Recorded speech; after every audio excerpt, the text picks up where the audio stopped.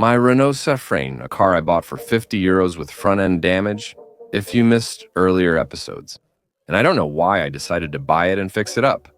Today, as you can see, it looks much better. So sure, there are still some minor alignment issues at the front end, and the paint has changed a little bit.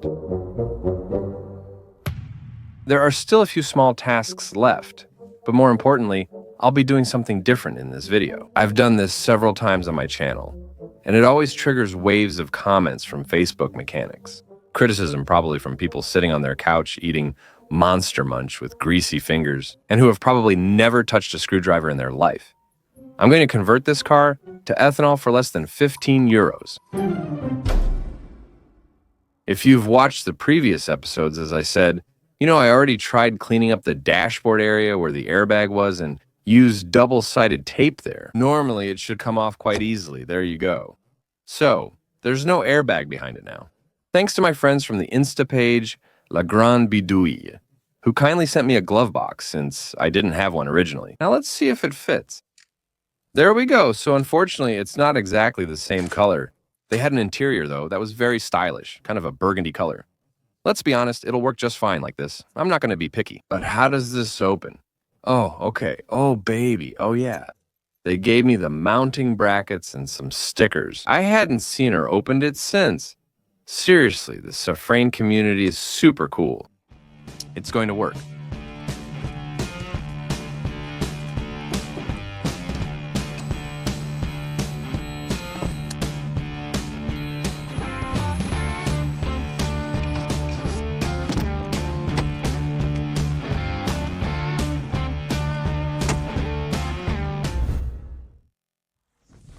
So now we're going to move on to the steering wheel.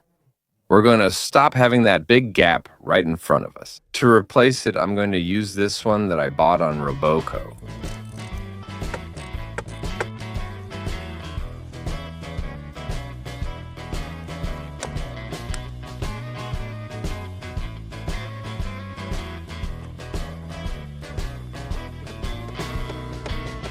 Perfect. We'll give it a good clean afterwards. With the Safrane's quality interior restored, let's discuss another important topic. You know me, basically.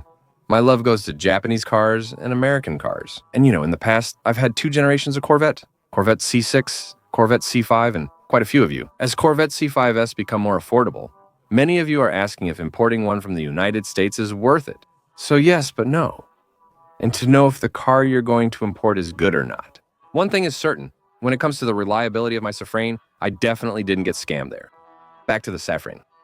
About the car's rims, I bought these Megane 2 Renault Sport rims. And we're going to refurbish them, but not right now. We'll tackle what you've all been waiting for. Switching to ethanol, and I can tell you, this is going to make some people cringe. Everything needed to convert the car to ethanol is here. As I mentioned, some may cringe. Because some people are going to tell me that what I'm doing is nonsense. I'm risking my life, it's dangerous, I might break the engine, and I shouldn't be allowed near tools. If there are some who aren't happy with this technique for converting a car to ethanol, unsubscribe and go away. To start converting the car to ethanol. Just for your information, it's something I've been doing for 11 years now on my cars. I've never broken an engine block until now. The red wire, my Honda HR-V owners will know. Chainsaw. Sorry about the background noise. Nature's downside. The HR-V has run like this for 11 years without engine trouble. And in 11 years, we've driven 150,000 kilometers. Full ethanol. I can't guarantee this technique will prevent cold starts from being difficult when it's -10. The car still struggles. That's for sure. But in the meantime, it allows me to run on ethanol. And thanks to this technique, you'll be able to run on ethanol and pay almost 3 times less for your fuel than the price of gasoline, while waiting for the new law. Thank you, France. One small clarification. Absolutely do not try at home what I'm about to do. I'm not a professional. What you're about to see is not a tutorial, and I don't recommend anyone to do it. If you do it and anything happens to you, according to urban legends, if you break your engine, don't come to me. You handle your actions, I handle my car. If something happens to it, it's my issue.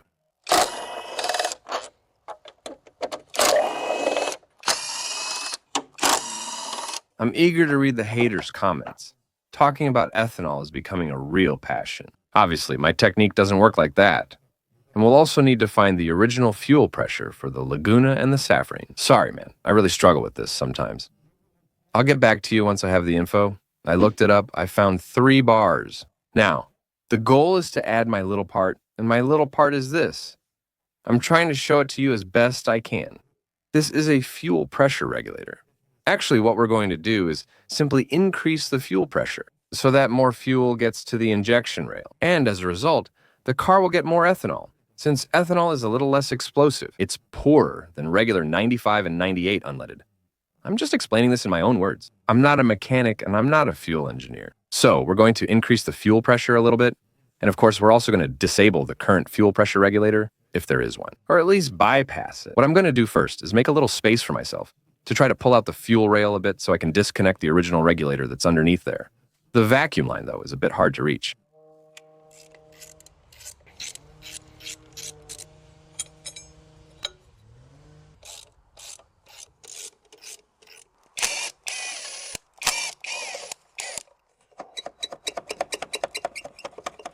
There we go. So that's good now. I removed the fuel rail with the injectors and the small air vacuum hose connected to the original regulator. So we disconnect this one. However, it's too short, so I need to extend it with a small piece of hose that's here. So first, let's extend it. We're going to try, since it's pretty old and everything is completely dried out. I mustn't drop it inside. Damn, this thing is really stiff. It's a nightmare. Oh shit! Oh shit! Now, I really screwed myself. I unplugged the hose that was under the manifold. Oh yeah, now I really screwed myself. Oh, how am I going to be able to plug it back in? Okay, it's fine. I was lucky. I disconnected this hose, I lifted it, and I managed to reconnect the vacuum hose with the little extension. I attached one of my hoses to connect it to the new pressure regulator we're installing. Installation continues. Well, I hope you can hear me well. I've connected the new point of view camera I bought, so I hope the picture and sound will be good. That's good. I've reattached the fuel rail and have my new vacuum line. Now we're also going to reconnect the injectors. Okay, we're good here. So now the fuel return is here. We're lucky here.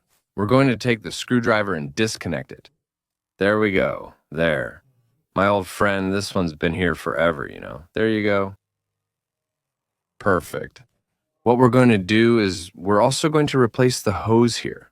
Breaking these clamps off is always a nightmare.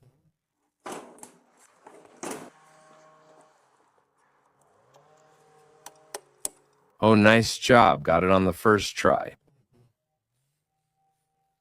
All right, there we go. Let's go get a new hose. Next, let's install the pressure regulator. I've prepared a mock assembly, and this is the standard vacuum hose. On the bottom of the regulator, we're going to connect the fuel return from the injection rail. And here, the continuation of the fuel return all the way to the tank. Basically, nothing could be simpler. Here's the mono, which will let us set the right fuel pressure. Something we haven't calculated yet. I strongly recommend not installing it this way. Instead, use a gasket and apply gasket paste to all threads. I once used windshield adhesive successfully. What I use now is a kind of gasket paste that specifically resists hydrocarbons. No need to use Teflon, no need to put on a lot, just a little bit, just enough to seal the threads. Just a bit, you know. I'm a big fan of gasket paste. We're going to put it everywhere, right into the threads, and normally, with that, it should hold. So, visually, it's going to make a big mess. Obviously, from the outside, it's going to ooze out when we tighten it. But I prefer to have too much rather than not enough.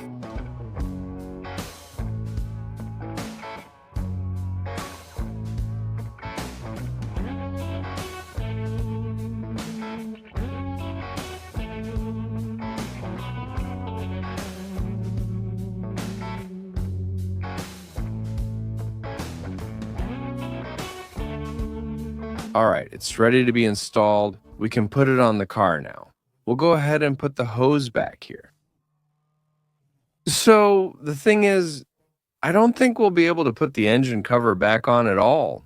So the placement of the regulator isn't really ideal here compared to the original hoses. But basically, the drive fit is going to look something like this. It's good, the angle will be fine. Let's put on some clamps. I know these aren't the right size and they're too big, but I don't have others. So, Temporarily, or maybe permanently, I'm going to put this on.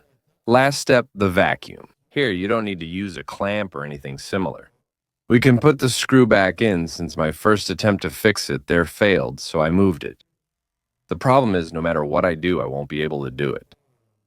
To put the engine cover back on, or else I'll have to make a cut. But it's not that important. For now, this will work fine for testing and adjustments. Here's the regulator and the vacuum. It won't move too much anyway, so again, for testing, this will be just fine. The hose is good. Now it needs to be set up. I don't know what just happened. I just started the car to see if there were any leaks or something. Something just broke under the car. Ah, damn. What is it? Who just farted? All right, go ahead. I'll lift it up. I'll take a look. I'm freaking out. I'm freaking out. I'm freaking out. It's the fuel filter that just broke. But now it's going to leak constantly. I need a container, but I don't know how. I'll have to get under the car and take it apart. I don't have the tool to remove the hoses. Stay calm. Don't get angry. It's pointless. We'll finish the video tomorrow since it's getting dark. I think there's a crazy storm coming and nothing's going right. I know I'm going to make some enemies, but Renault is really crap. There you go. That's the tip that was on the filter that exploded. So the filter really did blow up. It burst. Impossible to get the thing out. I know you need pliers to remove these hoses. Unfortunately, I don't have them, because it wasn't supposed to explode now. My God. So I tried to remove the inside because it broke. And so, well, the kind of connection broke when I tried to remove the piece of filter inside. So now, I don't know. There's still the filter that's there, which is actually coming off because it broke apart. And I don't want to break the second connection. Right now, I really need the specific pliers, which I don't have. This is really getting on my nerves. I just had to increase the pressure here. And I was done. I was done with the ethanol. And I don't know why this filter decided to break. Well, maybe because it's the original one from the car, judging by how it looks inside. But now I'm really disappointed right now. Well, I think I'll have to leave everything like this. And tomorrow I'll go buy some pliers to remove this hose. And I'll already try to fix the connection that broke. See you tomorrow. Being a YouTuber seems awesome. You must be having a great time and an amazing life. No. Spoiler, no, not at all. So earlier, I turned off the camera and I've been here for another hour. I'm waiting for a friend to arrive soon and bring me 2 necklaces since I don't have any left. And basically, well, I got rid of everything because the filter I had wasn't the right one anyway. And basically, I'll try to show you the pipes at Renault, so sorry for the quality, it's nighttime here. They're made of hard plastic, so I'm going to sleeve the hard plastic into a hose and then connect it to the filter. It's gross, but it'll work. I'm going to lock all that in with a clamp too, just to make sure it's secure. I've already done it up there. It's a nightmare. It's a nightmare. I'm disgusted. My savior just showed up with his little 205. Maybe now I'll be able to finish adjusting the fuel pressure. Well, basically, I'll explain to you, I think, tomorrow, how to adjust this thing. There's nothing really complicated about it. You just have to do a calculation. And, all right, bye. Yeah, YouTubers, you have an awesome life and everything. Look, it's cold in the rain. But hey, we wanted this. We're not complaining. It's fixed. Now, maybe we can add some fuel pressure. But not too much, okay? No, not too much. In short, we're adding about 1.4 times more fuel pressure than before. The car did 3 bars 3 times. So 1.4 times equals about 4.2 bars, if I'm correct. Anyway, I'll start it up, set the pressure, stop there, and then we'll go grab a kebab. That was complicated, huh?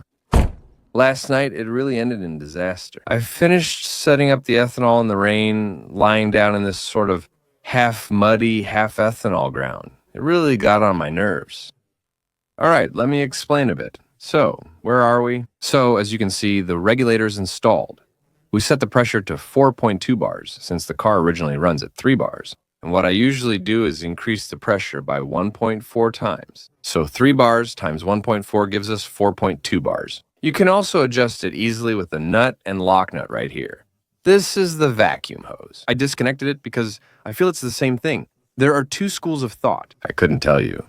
When you accelerate or when you're at a stop, actually this vacuum changes the fuel pressure. And I don't know why on the Safrane. I feel like Actually, when I set it to 4.2 bars, it could reach 5 bars and drop to 3 bars, depending on the condition of the car. Personally, I know that I prefer to have a stable pressure. So in this case, I disconnected it and put in a screw to test if it behaves better like that. Yes, there's already real improvement. I have more torque and it no longer jerks, unlike before when it would jerk without ethanol modification. Now I have a constant pressure around 4.2 bars. I'll show you that. By the way, you'll also see a cold start. Look, the car is completely cold. I'm starting it. There you go, it starts right up. And now we're going to check the pressure. Currently, I'm just under 4 bars. Once warmed up, I should reach about 4.2 bars. And with that, normally, we can drive on ethanol safely. Once again, absolutely do not do this at home. It's totally reckless, dangerous, and everything else you can think of. Anyway, you know the drill. Ethanol's done, my Safrane runs on ethanol. Now, off camera. What I'm gonna do is give the engine bay a good blast with the Shine Engine Bay Degreaser, as always, because this product is miraculous. And for anything that's greasy, like here around the cap, I even saw there was a bit behind on the valve cover. This product is just revolutionary. So this is my little kit. I'm gonna take care of it quietly this afternoon. And I'll see you again when we start working on some tuning modifications.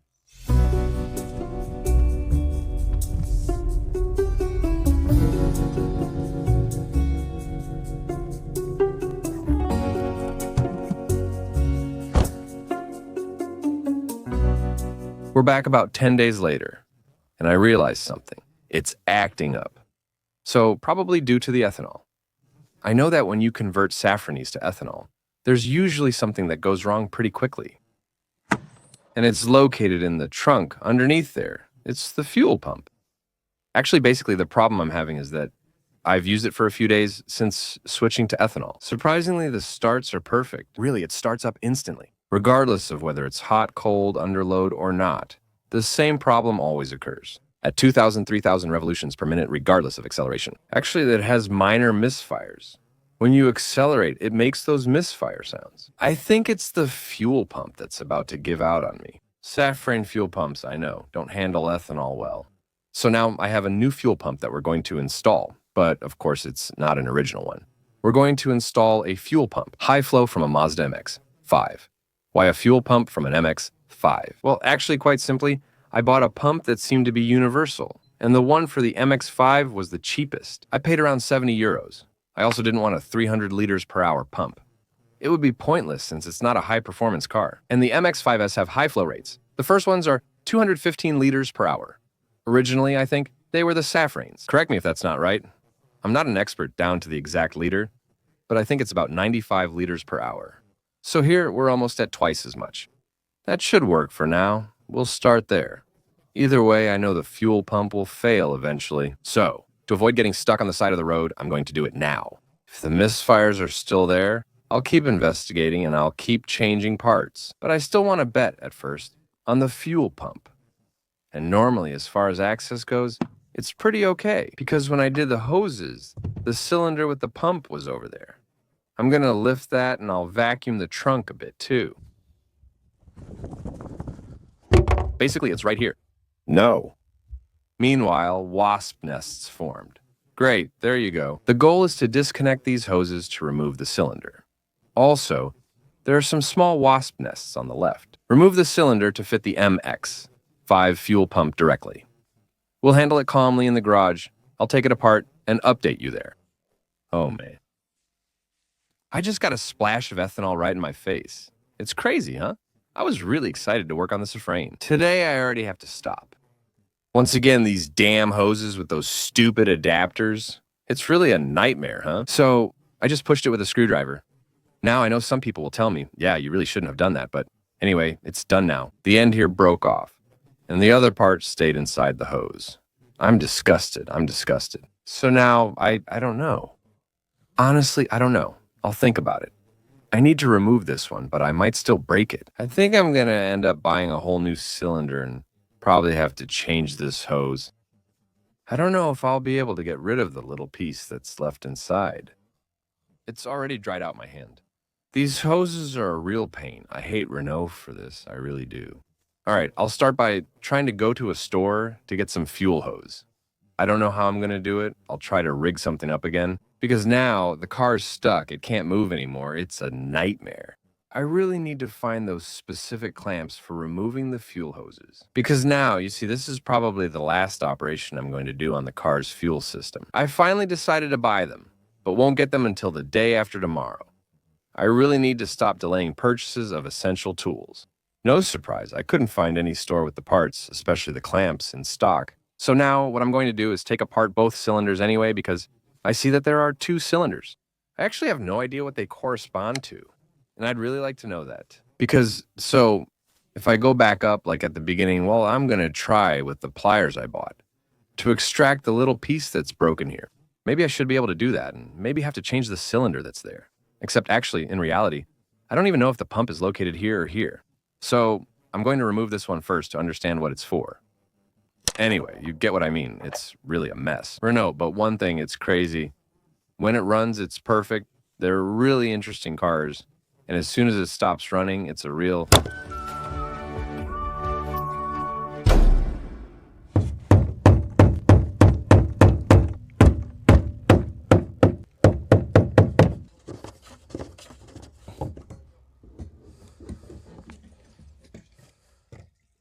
Okay, so here I have my fuel level, so no worries. That can stay closed. The pump, it's definitely on the left. Well, I've been inside my house for about half an hour trying to find a solution to fix the fitting I just broke. There isn't one, so buying a new cylinder costs 200 euros. I regret not buying the pliers sooner, but it's fine now. They're ordered and cost less. The consequences are my fault. I should have ordered earlier. I would still like, at least visually, to have a little pleasure in this day that has taken a bit of a disastrous turn. I would like to put on the rims I planned for it, just to get a visual idea, to see how it looks. To already roughly calculate whether it will need to be lowered a lot or not. I'm putting 2 on the front since I only have 3 rims. I left 1 at the garage. Don't ask why.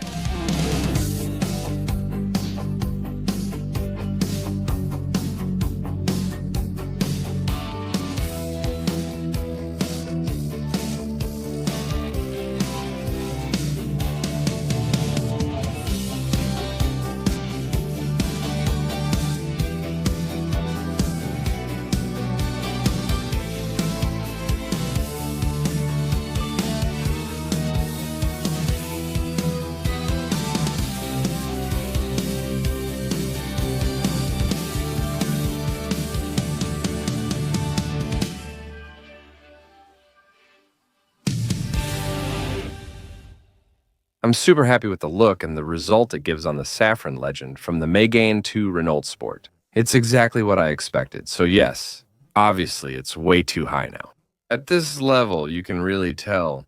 So, it should be lowered by a good, I would say, easily 5 centimeters. On the other hand, looks-wise, there's no question, I think. Oh, it gives it exactly the style, just a little bit more modern, that I wanted to give it. I'm not decided yet. Yes. This video marks the end of the Safrane series.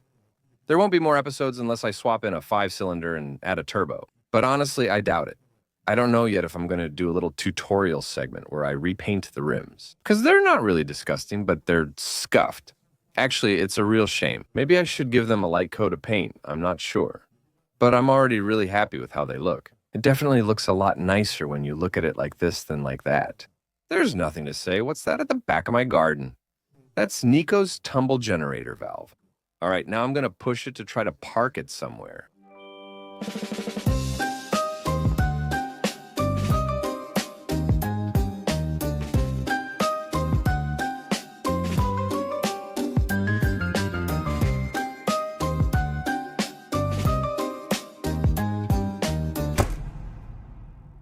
It's a week later. And really, if there's anyone I need to thank, it's once again the guys from the Insta account, La Grande Bidouille. They're the ones who sent me the steering wheel center and the glove box. They saw the story. By the way, if you're not following me on Instagram, I invite you to do so, where I showed that I had broken the fuel outlet pipes. And they sent me a message asking if I was okay. I told them yeah, and they said, wouldn't it be better with this? Guys, I don't even know what to say. They sent me this again for free. Since that's already out, we'll change the pump, considering how the system is built. Besides, I think it won't take me long because it looks really pretty easy.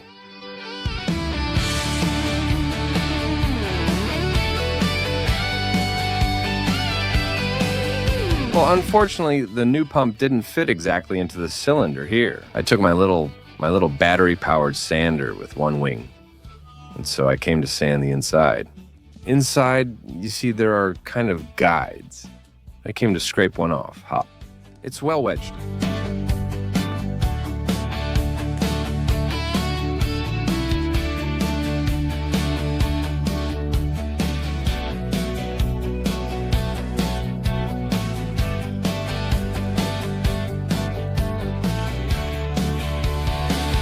The new fuel pump system's done, giving me 215 liters per hour. Everything's hooked up and connected. All that's left is to change the cylinder with the other one I connected, and I'm also going to change the little pieces of hose that catch fire. I saw that online, so I'll do that when I take it to the garage. First, I want to restart it, drive it with the correct pump, and stop the engine misfires to check if the issue is from there. In any case, it won't do it any harm. Camera on my forehead, let's go. We're picking up where we left off. Ah, that's right. I finally got my pliers. So I got my pliers, I bought them, but Thebo at John Muir Trail also found his, so I'll try his first. Are these correct or not? Okay, it looks like it is anyway. Oh, wow. Still looks bad, even with the pliers. How does this thing work? Go ahead, I'll get mine. It looks like it's exactly the same crap. Oh. It's funny how having the right pliers changes things. Right away, it gets better. I hate you, Renault, but so strongly.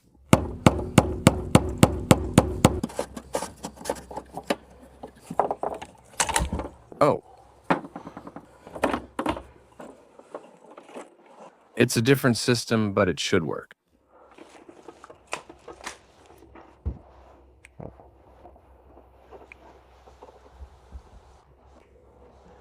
Damn, where's the connector?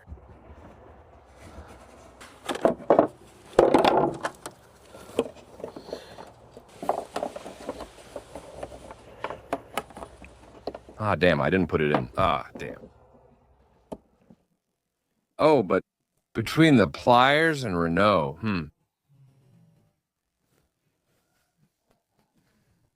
Ah, damn, do you only get one try? Why won't this idiot come off now? Oh, damn.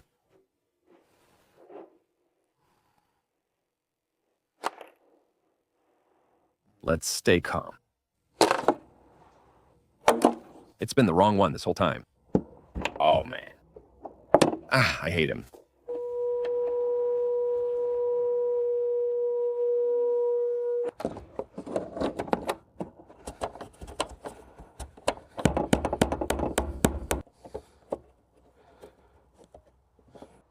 Test.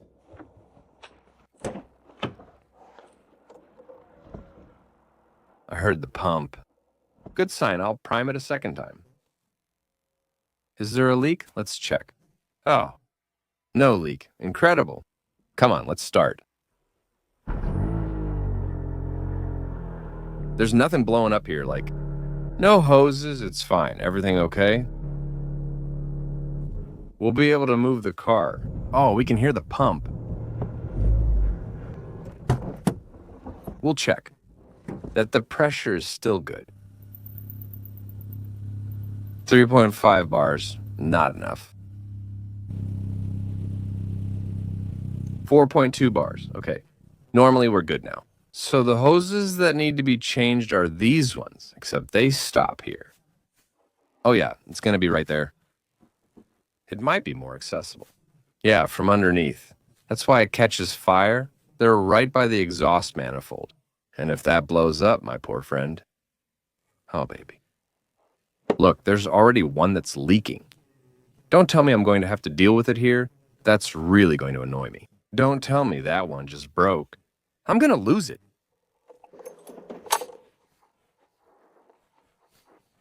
What is it? What's that burning smell?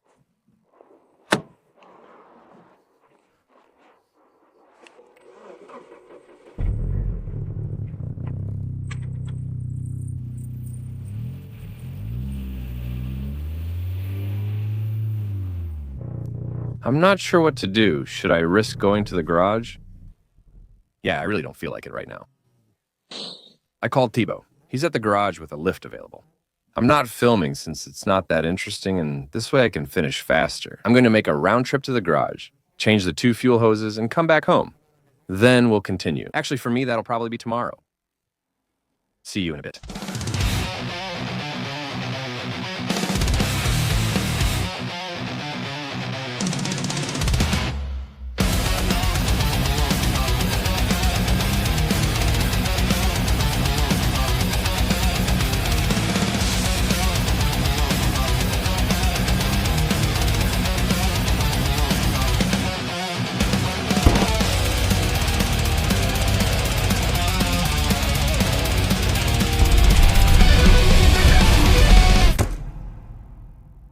I just got home, and as expected, it's dark outside.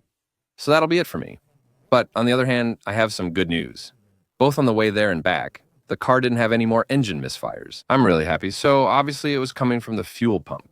It's now 100% reliable, converted to ethanol. I can already hear the haters and Facebook mechanics saying, "Did you check your air-fuel ratio? Did you check this? Did you check that? Your mixture and everything?"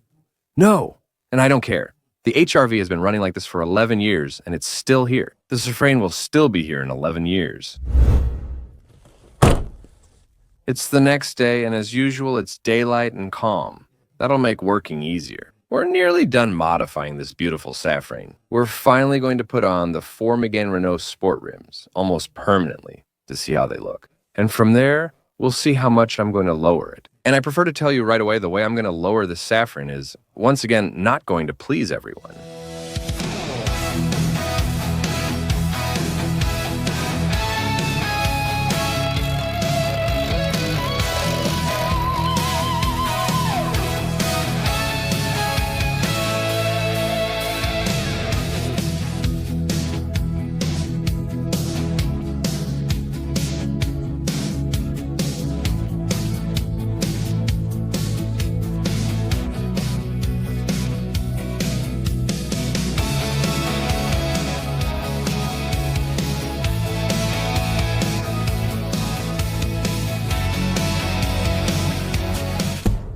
It's on 4 rims, that's good.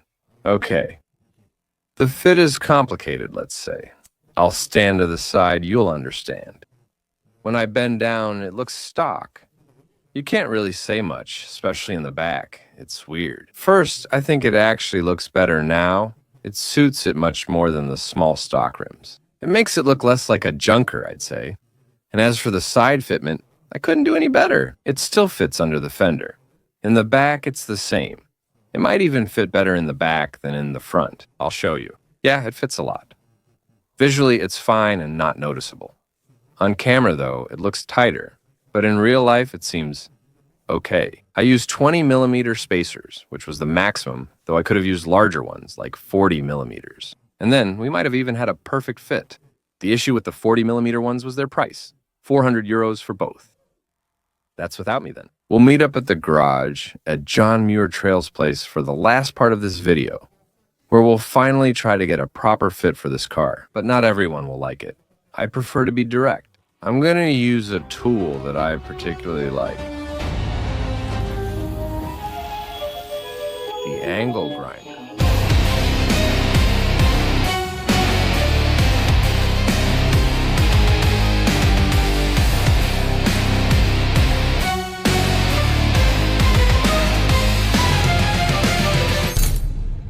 I managed to put it back in place there. I had to try twice. It's complicated since it jumps around, but it's fine. It's done and removed. Here, it's about 5 or 6 centimeters. Once the car is on the ground, it should be much better. Let's reassemble it, and I'll repeat the process off camera. We didn't want to rush it, since I also need to do the rear. Yes, I'm going to cut the springs for several reasons. First of all, indeed, it's strange to see the boss of a coilover company doing this. Simply put, I haven't developed a kit for the Safrane. I'm not going to do it because I doubt there will be much demand. Let's be honest. At Racework, I could have installed lowering springs, but once again, none are available for the Safrane. That match what I want to do. It's either 1 centimeter or it's extreme, like 10 centimeters. So, totally stupid. I'd rather do it myself. Okay, not everyone likes doing that. Let me remind you of one thing. It's my car. I do what I want because it's fun.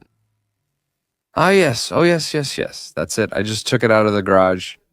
I hadn't seen it yet earlier, fully in the open. I'm super happy with the result. There's nothing to say. Hey, seriously, I'm sorry. Maybe it sounds like I'm bragging, but damn, for a Safrane that I bought with front damage, which was really nasty, I think it looks really cool now. Megane Renault sport rims, sitting a bit low to the ground, so I'm happy because honestly, I went for it. Stop, I'm filming. Most importantly, I'm happy because it's my first time cutting car springs to lower it, and I was really going in blind. I had no idea where I was going. I started by removing one coil from the front. Perfect. For the back, I took out 1.5 coils, but it's a bit much. I wish it were a centimeter lower. I'll show you later when I have the camera. For now, I'm taking it for a drive. The wheels will straighten and we'll see how it goes, and at least it will also help not to lose all the comfort of the car. Anyway, I'm really super happy with the look of this Safrane now. It's not impossible, after all, that it might come back in a final episode. And I'll just give you one last clue about maybe this future episode that will come out. It will be kind of based on this.